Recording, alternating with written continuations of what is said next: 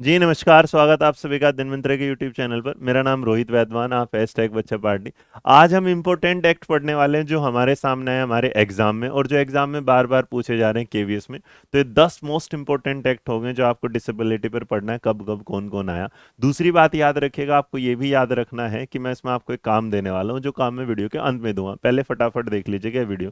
तो यहाँ पर एक बात पूछेगा कि भाई जो इंपॉर्टेंट एक्ट में जो पहला एक पागल अधिनियम लेने कैसे एक्ट आया था, जो आया था 1912 में। कब आया था? 1912 में। तो फटाफट जानेंगे। उसके बाद मेंटल हेल्थ आपके सामने एक्ट आया जो 1987, जो केवी में इस बार पूछा गया सवाल है, टीजीटी के एग्जाम में पूछा गया है ये वाला। उसके बाद एक है कि आरसीआई जो है काउंसिल एक्ट जो बना, वो कब बना? तो इसको वो बनाया था 1992 में। कब बना था? 1992 में। इसके बाद तीन के बाद अगर जब आप आगे जाके देखेंगे, आपको एक दिखाई देगा पीडब्ल्यूडी एक्ट, जिसमें 60 डिसेबिलिटी हुआ करती है, वो आया था 1995 में। उसके बाद इस बीच में एक आया नेशनल ट्रस्ट एक्ट आया। जो नेशनल ट्रस्ट एक्ट है ये भी बड़ा काम का है। तो अभी 19 सवाल पूछा गया था टीजीटी वाले एग्जाम में कि बताइए 1999 में डिसेबिलिटी से रिलेटेड एक एक्ट आया था, उसका नाम क्या था? तो उसका नाम एनटीए था, जिसे आप नेशनल ट्रस्ट एक्ट बोलते हैं। उसके बाद आपके सामने जो काम आया वो है आपका राइट टू एजुकेशन एक्ट, शिक्षा का अधिकार अधिनियम, जिससे सवाल ये पूछा गया है कि डिसेबिलिटी जो बच्चे होते हैं उनके एज ग्रुप क्या होता है।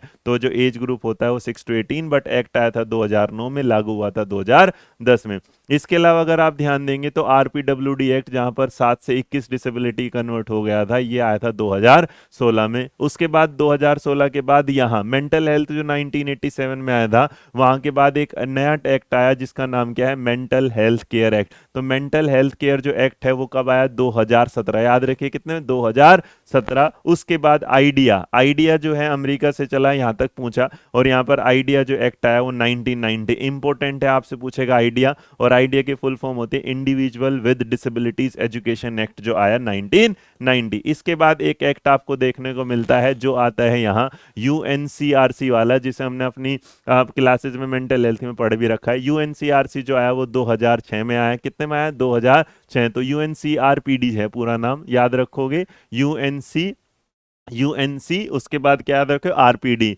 United nation convention on the right of person with disability act यहाँ पर आया। अब इसके बारे में बात करते टाइम तो मैं डायरेक्ट आपको एक प्रूफ के तौर पर, ये रहा सवाल। तो आपके सामने सवाल आ जाता है ये कि पार्लियामेंट ऑफ इंडिया ने इनेक्ट किया था मेंटल हेल्थ केयर एक्ट। देखो मेंटल हेल्थ केयर अलग था, एक्ट अलग हो, तो इसका मतलब तुम्हें इसका जवाब मिल जाएगा 2017। ये आपका पर्सपेक्टिव एजुकेशन हेडमास्टर में पूछा गया। इसी तरीके से आपके सामने national mental health policy of India आज लॉन्च कब की गई थी, ये पूछा गया है। अब इसके बाद अगर आप जानकारी देंगे तो आपके यहाँ आपसे right to person with disability act कब पास हुआ है, ये भी पूछा गया है। उसके बाद यूनाइटेड नेशन कन्वेंशन, ये सारे के सारे जो सवाल हैं ये चुने गए हैं। देखिएगा लर्निंग एनवायरनमेंट एलडीसी के एग्जाम में भी है, तो ये एक्ट कब पास हुआ यहाँ पर। उसके बाद यूनाइटेड कन्वेंशन एक्ट जो एक्ट कब पास हुआ, क्योंकि मैंने इसके बारे में आपको बता दिया। अब आपका एक काम है, आपको जो जवाब देने हैं, आपको इन चारों सवालों के में तो जवाब देने ही देने हैं। और आपके सामने एक सवाल ये भी था कि इस बार ये पूछा गया था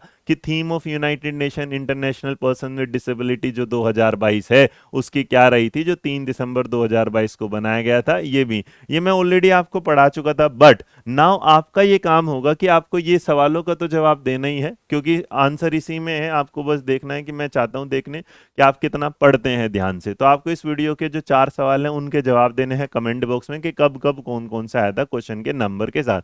दूसरी बात आपको ये भी मुझे बतानी है कि ये जो मंथ कौन से में आए थे। तो ये सारी चीजें आप जानकारी, क्योंकि मंथ जब आप देखेंगे तो आपको सर्च करने जाएंगे और आपको कुछ खास मिलेगा, क्योंकि अगर सारी मैं जानकारी अभी दे दूं तो आपका जो लर्निंग है ना वो कम पड़ जाएगी। तो लर्निंग को परमानेंट बनाने के लिए जरा एक बार इसके सवाल कमेंट बॉक्स में जरूर दे। सवाल मैंने आपको दिखा दिया, नहीं सवाल समझ में दिख रहा होगा तो मैं इसके साथ पीपीटी में शेयर कर देंगे डिस्क्रिप्शन बॉक्स में, अदरवाइज अध्ययन मंत्रा के टेलीग्राम चैनल पर। तो खुश रहिए, मुस्कुराते रहिएगा, ध्यान रखिएगा अपना। वीडियो पसंद आए तो लाइक शेयर सब्सक्राइब अपना करते रहिएगा। Tata bye bye. और बस ये क्या है, जय हिंद। और मैं सिर्फ आपसे यही बोलना चाहूंगा कि ये नौकरी है हमारी, याद रखिएगा ये नौकरी है हमारी। चलिए खुश रहिए, मुस्कुराते रहिएगा। वीडियो पसंद आए तो लाइक शेयर सब्सक्राइब करना मत भूलिएगा। इसी तरह से कुछ छोटी छोटी वीडियो के साथ मिलने वाला हूं आपसे बहुत जल्दी। Bye bye.